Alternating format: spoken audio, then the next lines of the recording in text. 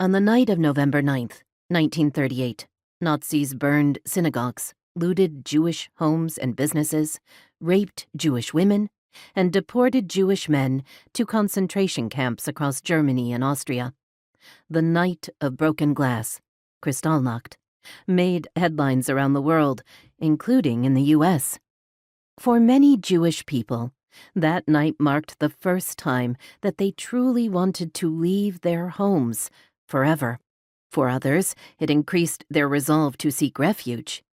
In the U.S., the agency that might be able to help them, the Immigration and Naturalization Service, INS, was under the Department of Labor, which was headed by the first female cabinet secretary in American history, Frances Perkins. At age 58, she wore a tricorn hat and pearls. She was a white woman with dark eyes and dark, matronly clothing.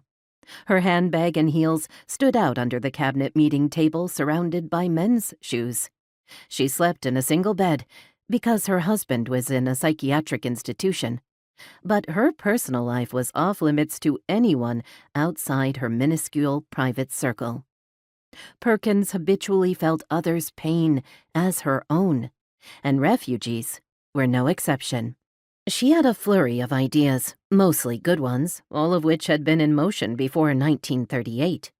The ideal course of action would be expanding U.S. immigration quotas, the numerical caps that dictated how many people born in each country could immigrate per year. But because those numbers were controlled by Congress, that seemed unlikely.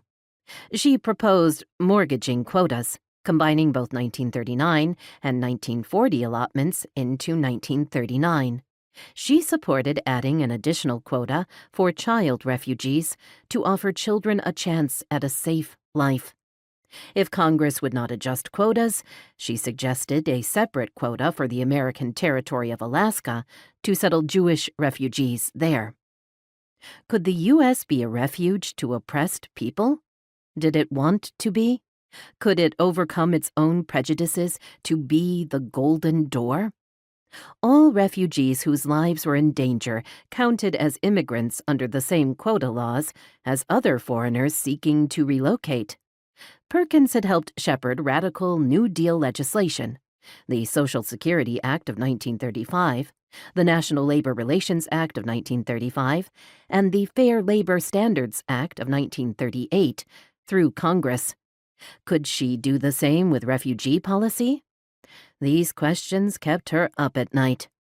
The morning after Kristallnacht was the morning before Armistice Day on the 20-year anniversary of the end of World War I. Americans listened to Kate Smith perform over the radio a new song composed by Irving Berlin to mark the occasion.